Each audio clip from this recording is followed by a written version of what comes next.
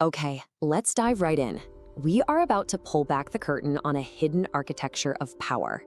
It's this dynamic that quietly stalls projects, freezes careers, and can poison entire teams, often without anyone even realizing what's happening. It's called decision-gatekeeping, and it operates on a really simple but brutal principle. In the world of power, a yes is just currency. A no is an endpoint, but a carefully managed maybe, well, that's a weapon. Just take a second and let that sink in. I mean, it cuts against everything we're taught to believe about power, right? We think of power as action, as movement, as the person making the most noise and driving things forward. But the truth? It's way more subtle. The real control so often belongs to the person who can just step on the brakes whenever they want, from a position of complete stillness. They are the calm at the center of a storm that they created. And that is the core paradox of gatekeeping.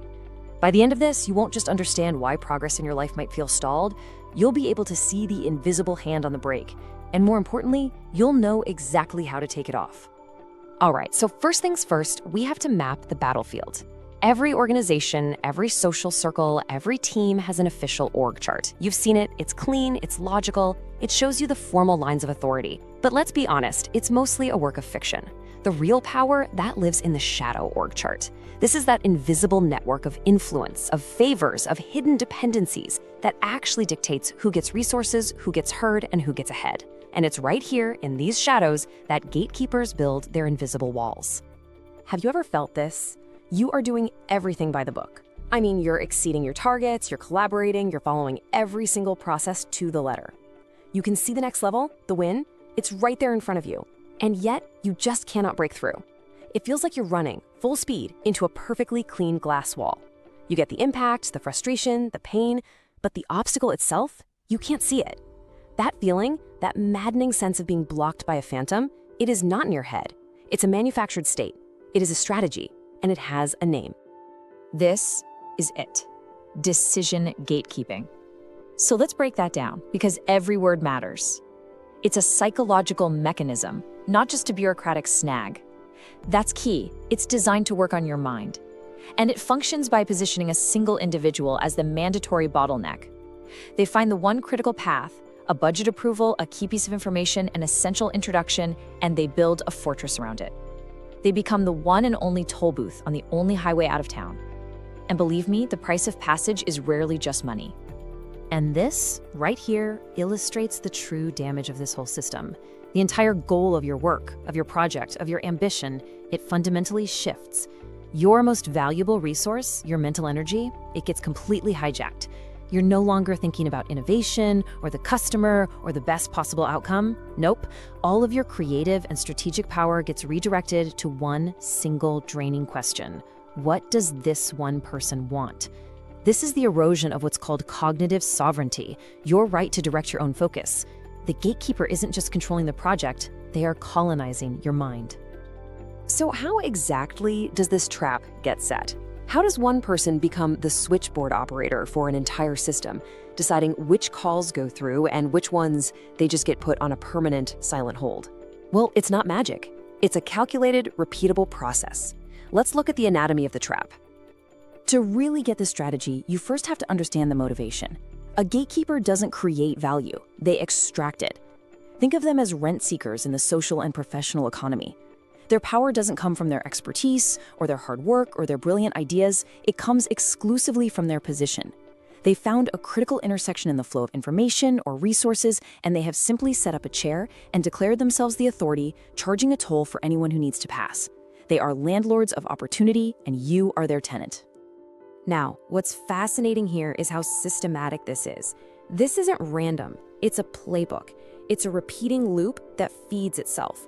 First, critical node identification. The gatekeeper scans the system and finds that one single point of failure they can control. Second, and this is the absolute core of their power, they use calculated silence. They get your request, your proposal, and they do nothing. They don't say no, they just wait. This creates a vacuum of uncertainty. And third, while you are just suspended in that vacuum, they begin the toll extraction. They ask for favors, demand concessions, or frankly, just enjoy the status of having you dependent on them. This whole loop results in a conditional release. They give you just enough progress to keep you invested, but never enough for you to be free. It ensures you have to come back through their checkpoint again and again. Let's zoom in on that calculated silence, because it's the engine of this entire system. See, by not giving you a clear no, the gatekeeper stops you from moving on, or escalating, or finding another way. A no actually gives you closure. It's an answer. It frees you up to pursue other options. But silence traps you in what's called an approval vacuum. This strategic ambiguity isn't indecisiveness. It's a weapon of immense power. It keeps you perpetually off balance, second-guessing yourself, and completely tethered to them for a resolution that, let's be real, they have zero incentive to provide. You're basically a hostage to maybe. And this is the profound psychological result. You become totally ensnared in what we call a status dependency. The gatekeeper's inaction elevates their perceived importance to an almost absurd degree. I mean, think about the metaphor here. They haven't created the sun, they haven't built the window, they haven't even opened the door. They are simply standing in a dark room, refusing to open the blinds. And in doing so, by doing nothing at all, they have made themselves the sole source of light, the center of your universe. Their inaction has manufactured their importance. So, why are we so vulnerable to this? Why does this silent treatment work so damn well? The answer isn't in some corporate handbook or a project plan. It's in the wiring of our own minds. The real battlefield for the gatekeeper isn't the conference room, it's human psychology. They've learned to exploit the predictable bugs in our cognitive operating system. First and foremost, our brains are hardwired to seek cognitive closure. We are answer-seeking machines. Uncertainty from an evolutionary point of view signals danger. A pending decision creates what psychologists call an open loop in our minds. And because of something called the Zeigarnik Effect, our brain will compulsively return to that unfinished task, that unanswered question, over and over again. It's like having a critical computer process running in the background that you can't shut down, constantly draining your mental RAM. The gatekeeper knows this. Their silence isn't passive. It's an active measure to create a relentless, low-grade stress that makes you more compliant. Next up, the gatekeeper weaponizes your own investment against you through something called loss aversion. The pain of losing is psychologically about twice as powerful as the pleasure of gaining. So the more time, effort, reputation, and emotion you pour into a project, your sunk costs, the more you have to lose.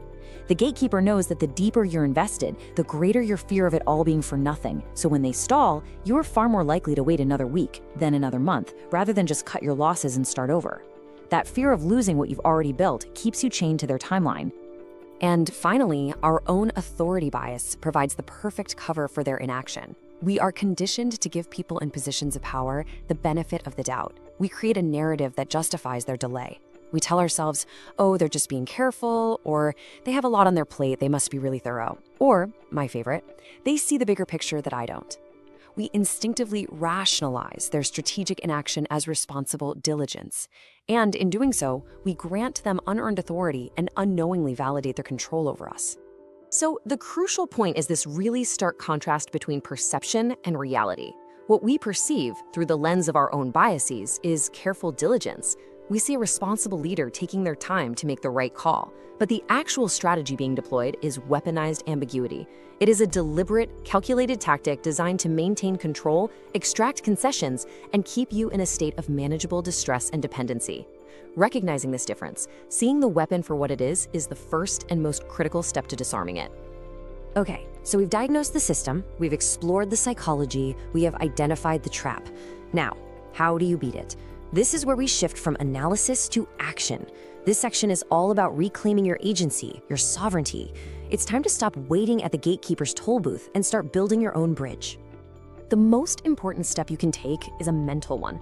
You have to fundamentally shift your identity. Stop seeing yourself as a petitioner, someone who approaches power to ask for a favor, to beg for a key. You must start seeing yourself as an architect. An architect doesn't ask for a single path to be opened. They design a system with multiple redundant pathways to ensure success regardless of any single blockage. This reframe changes everything. It moves you from a position of hope to a position of strategy. And here's the protocol to turn that mindset into action. 3 concrete steps.